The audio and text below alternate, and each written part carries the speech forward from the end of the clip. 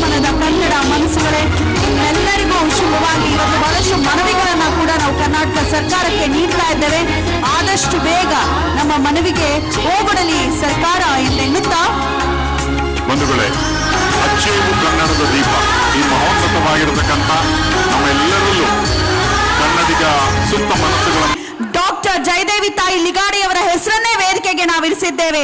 ಆ ತಾಯಿಯನ್ನ ಕೂಡ ನಾವು ಸ್ಮರಿಸಿಕೊಳ್ಳೋಣ.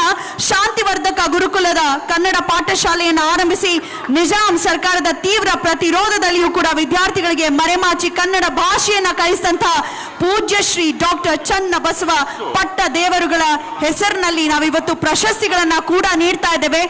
ಈ ಮೂರು ಕನ್ನಡದ ರತ್ನಗಳು ಗಡಿ ಭಾಗದಲ್ಲಿ ಹೋರಾಡಿದಂತಹ ಪರಿಯನ್ನ ಕನ್ನಡಿಗರು ಎಂದಿಗೂ ಕೂಡ ಮರಿಬಾರದು, ಮರೆಯೋದಕ್ಕೆ ಸಾಧ್ಯವೂ ಇಲ್ಲ. ಒಂದು ಜೋರಾದ ಚಪ್ಪಾಳೆ ಕನ್ನಡದ ತ್ರಿರತ್ನಗಳಿಗೆ. ಖಂಡಿತವಾಗ್ಲೂ ಗಡಿನಾಡಿನ ಮುಂದುವರಿಯುತ್ತೆ.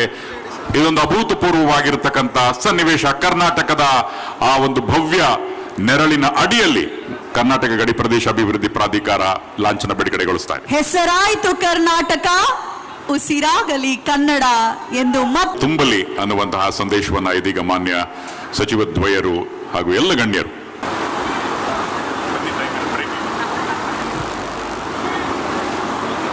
ದಯಮಾಡಿ ಪ್ರಾರಂಭಿಸಿ.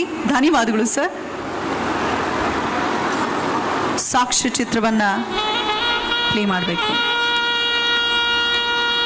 Please pay the document. ಗಡಿನಾಡು ಎನ್ನುವುದು ಒಂದು ವಿಶಿಷ್ಟ ಪ್ರದೇಶ. 2,50,00,000 ರೂಪಾಯಿಗಳು, 43 ಗಣಕಯಂತ್ರ ಕೊಠಡಿಗಳಿಗೆ 51 ಲಕ್ಷ ರೂಪಾಯಿಗಳು, 74 ನೆಗಳ ಹೆಚ್ಚುವರಿ ಜಿಲ್ಲಾಧಿಕಾರಿಗಳ ನೇತೃತ್ವದ ಕಮಿಟಿ ಪರಿಶೀಲನೆ ನಡೆಸುತ್ತದೆ. ಹಾಗೂ ಕಳೆದ 3 ಗಡಿ ಪ್ರಾಧಿಕಾರವು ಹೊರ ರಾಜ್ಯಗಳಲ್ಲಿ ಕನ್ನಡದ ಅಸ್ಮಿತೆಯನ್ನು ಸಂರಕ್ಷಿಸುವ ದೃಷ್ಟಿಯಿಂದ ಕನ್ನಡ ಭವನಗಳನ್ನು ನಿರ್ಮಿಸುವಂತಹ ಕನ್ನಡ ಭವನಗಳನ್ನು ನಿರ್ಮಿಸಲಾಗುತ್ತಿದೆ. ಅಲ್ಲದೆ ಗೋವಾದಲ್ಲಿಯೂ ಕನ್ನಡ ಭವನ ನಿರ್ಮಿಸಲು ಪ್ರಯತ್ನಿಸಲಾಗುತ್ತಿದ್ದ ಶಾಲೆಗಳಲ್ಲಿ ಸಾಂಸ್ಕೃತಿಕ ಭವನ ನಿರ್ಮಾಣಕ್ಕೆ ಅನುದಾನ ನೀಡಲಾಗಿರುತ್ತದೆ. ಅಲ್ಲದೆ ಗಡಿ ಪ್ರಾಧಿಕಾರದಿಂದ ಮಂಗಳೂರಿನ ಕರ್ನಾಟಕ ಗಡಿ ಪ್ರದೇಶ ಅಭಿವೃದ್ಧಿ ಪ್ರಾಧಿಕಾರವು 2010ರಲ್ಲಿ ಅಸ್ತಿತ್ವಕ್ಕೆ ಬಂದ ದಿನದಿಂದ ತನ್ನ ಗಡಿ ಭಾಗದ ಕನ್ನಡಿಗರ ಹಾಗೂ ಹೊರನಾಡಿನಲ್ಲಿ ನೆಲೆಸಿರುವ ಕನ್ನಡಿಗರ ಆಶೋತ್ತರಗಳು ಮತ್ತು ಬೇಡಿಕೆ ಸಕಾರಾತ್ಮಕವಾಗಿ ಸ್ಪಂದಿಸುತ್ತಾ ಬಂದಿದೆ.